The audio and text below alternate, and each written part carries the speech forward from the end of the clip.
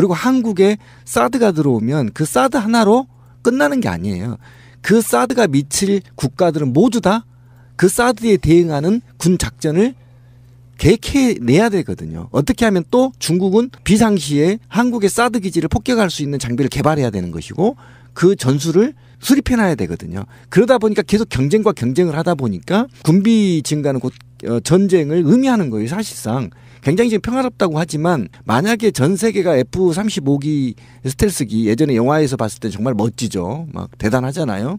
거기다가 그 로봇까지 달아놓고 막 싸우게 하잖아요. 근데 그런 영화를 보다 보니까 꿈의 전투기거든요. 이것들이 막 온 국가들이 다 퍼져 있으면 언젠가는 경쟁을 하게 돼 있는 거고 전쟁을 할 수밖에 없는 거죠. 그래서 저는 군비를 감축시켜야 되는데 오히려 트럼프가 그 196억 정도 그 얼마 되지도 않는 거 깎아준다고 하면서 전투기를 사라는 것은 또 거기에다 우리나라 대한민국 국방부 소속 애들이 아싸 깎아주세요 얼른 사야지 네. 이렇게 국민들을 설득하는 자체가 정말 아이러니한 사건이에요. 그 2월 2일 목요일 날 제임스 매티스 미국 국방장관 한국에 들어왔잖아요.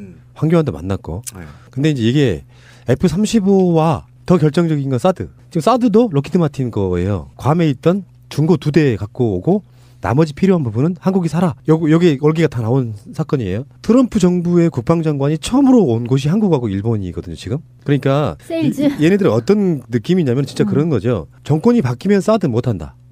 지금 야권 주자들이 뭐 여러 가지 뭐 말을 돌려서 하고 있기도 하고 직선적으로 하고 있기도 하고 여러 가지 반응이 있지만 현실적으로 박근혜 때도 못했던 사드를 정권 바뀌면 못해요. 어떻게 할 수 있겠어? 예를 들면 문재인 정부 들어섰는데 성주에다가 사드 배치하기로 했으니까 해? 이게 가능해요? 이건 불가능하다고 보고 어떻게든지 록히드 마틴을 위해서 제임스 매티스나 트럼프가 세일즈로 띄워줘야 되는 상황인 거죠. 황교안 만나면 분명히 사드 이야기를 가장 먼저 꺼냈을 가능성이 높아요. 그러니까 그 얘기를 그렇게 한참을 전화를 했는데 그 얘기를 듣고서 발표는 못하고 야, 나 많이 대화했어. 그렇게 발표를 그냥 한 것 같다라는 게 김원식 기자님의 얘기잖아요.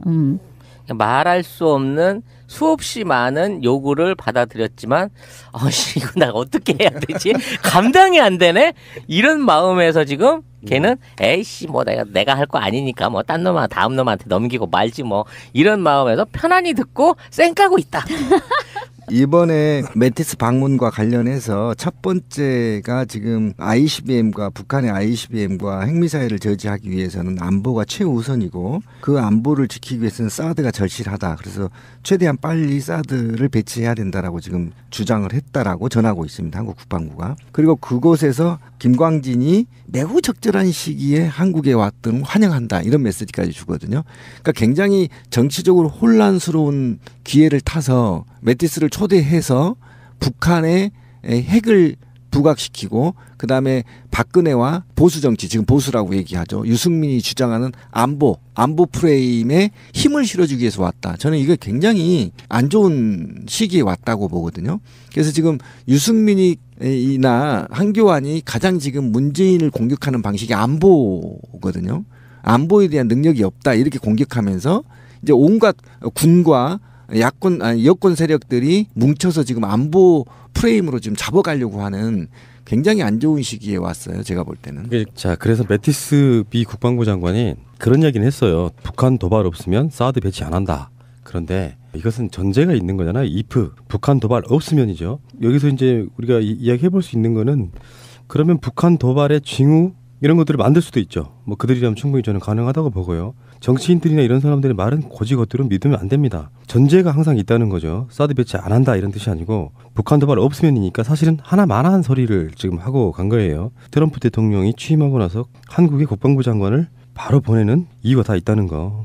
이 황교안과 매티스의 만남에 첫 번째 워딩이 동맹 관계의 기대와 우려가 교차한다 이거거든. 사드 받아주면 기대하고 안 받아주면 우려 이렇게 보는 거고요. 미쳤습니까? 트럼프가 임명한 국방장관이 왜 먼저 한국에 와서 해야 될 일이 뭐예요? 지금 아까 신비님이 중요한 인물의 이름을 말하셨는데요. 김관진 국가안보실장은 내가 봤을 때는요. 현직 로비스트일 가능성이 높습니다. 항상 우리가 의심하고 있었죠. 그러니까 린다 김을 의심하지만 이 사람은 무슨 마약 이런 걸로 지금 쳐넣고 몰라 지금 나왔을지는 모르겠습니다. 관심 받긴데 그런 인맥들을 다 쪽쪽쪽 빨아서 흡수한 다음에 우리나라 국방부 장관이었고 현직도 청와대에 근무하는 자가 실제로 사드 도입에 있어서는 한민구가 어떤 역할도 하지 못했어요.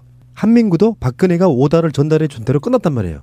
실제로 안민석 의원도 그렇게 이야기하고 있잖아요. 현재 국회의원이 사드는 로비스트 문제이고 우리가 상상할 수도 없는 비리의 끝판왕이라고 지금 이야기 불리고 있는 거잖아요.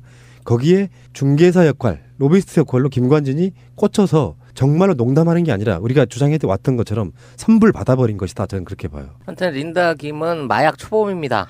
초범은 쉽게 구속이 안 되죠. 집행유예 같은 걸로 대부분 보호감호, 치료감호 같은 걸로 대부분 빠집니다만 미국 신분을 갖고 있는 린다 김이 마약 초범으로 구속이 돼서 면회도 못하는 상태로 지금 분리가 돼 있는 왜 거예요. 면회를 못하지? 그러니까 면회 못하는 사람 너무 많아. 근데 이 린다 김이 실제로 로키드 마틴을 대행해가지고 무기 관련된 사업을 진행을 했고 그 당시 실무자는 정윤회였다 그래요.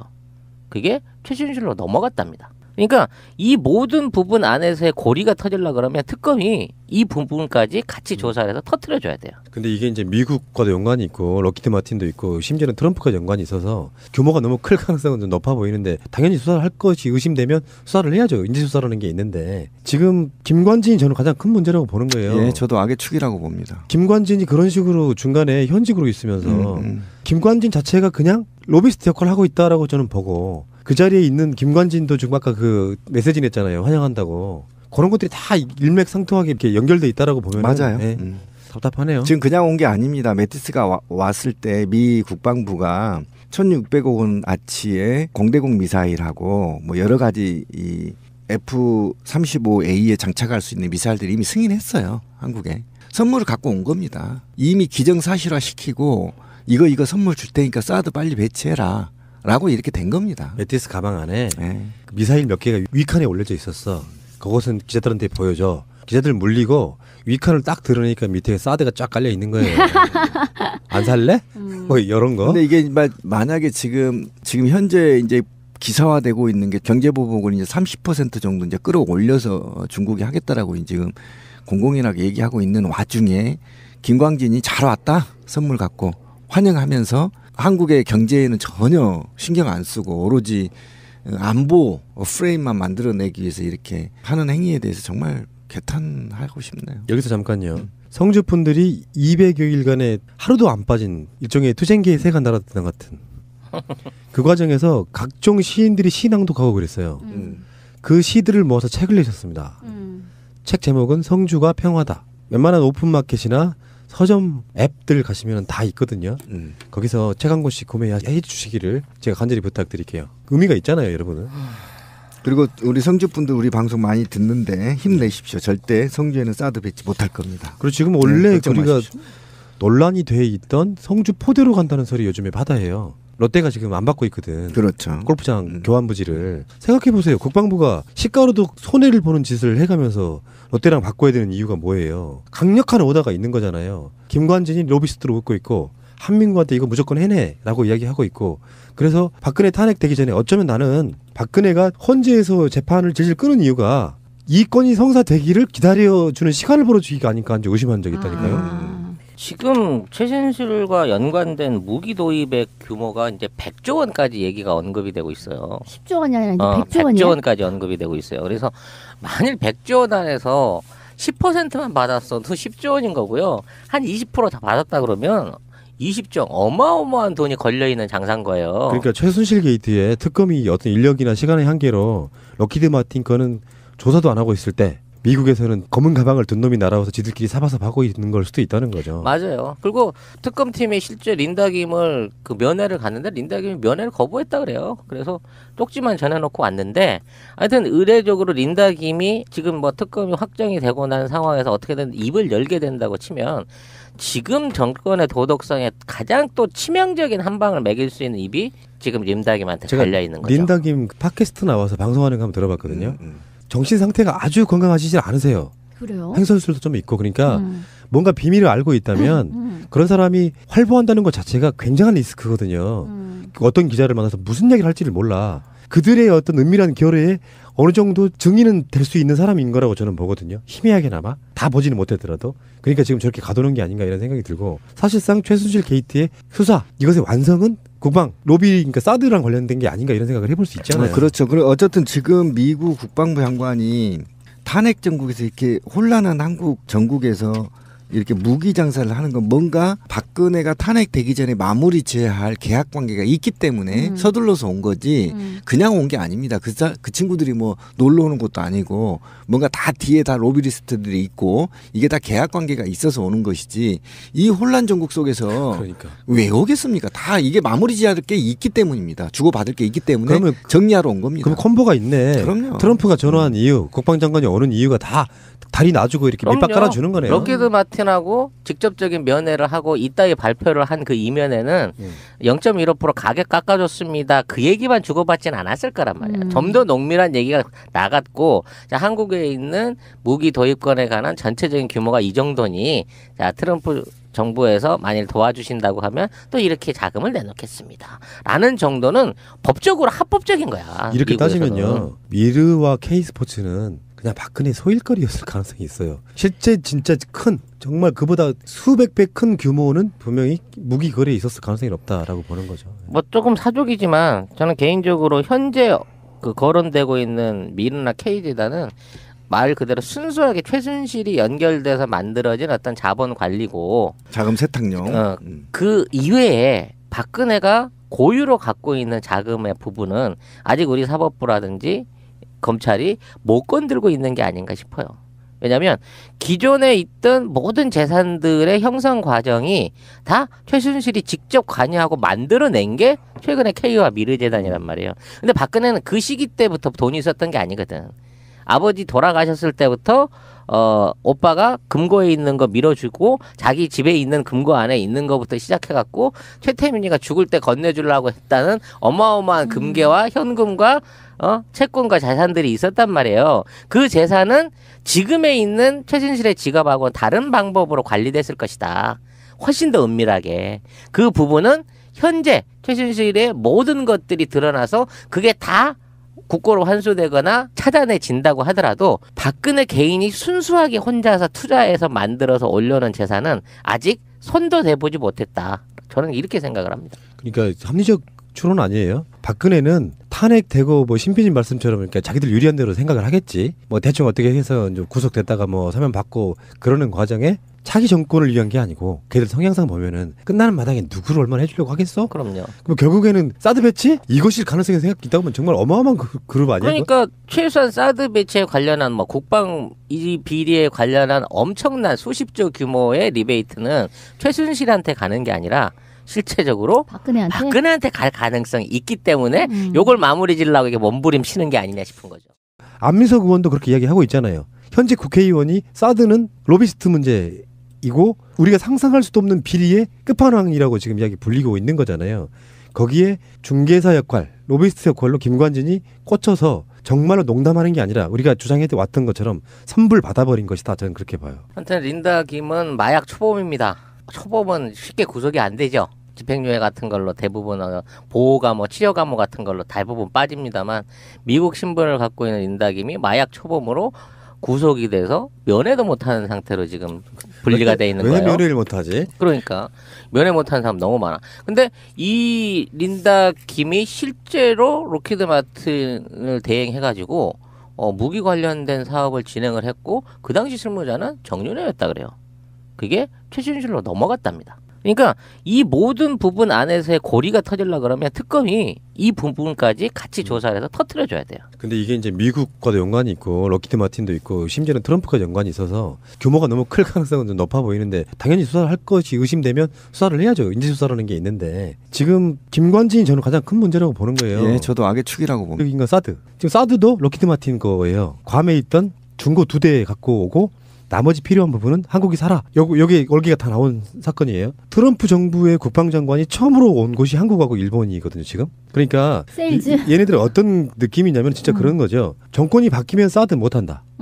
지금 야권 주자들이 뭐 여러 가지 뭐 말을 돌려서 하고 있기도 하고 직선적으로 하고 있기도 하고 여러 가지 반응이 있지만 현실적으로 박근혜 때도 못했던 사드를 정권 바뀌면 못해요. 어떻게 할 수 있겠어? 예를 들면 문재인 정부 들어섰는데 성주에다가 사드 배치하기로 했으니까 해? 이게 가능해요? 이건 불가능하다고 보고 어떻게든지 록히드 마틴을 위해서 제임스 매티스나 트럼프가 세일즈로 띄워줘야 되는 상황인 거죠. 황교안 만나면 분명히 사드 이야기를 가장 먼저 꺼냈을 가능성이 높아요. 그러니까 그 얘기를 그렇게 한참을 전화를 했는데 그 얘기를 듣고서 발표는 못하고 야, 나 많이 대화했어. 그렇게 발표를 그냥 한 것 같다라는 게 김원식 기자님의 얘기잖아요.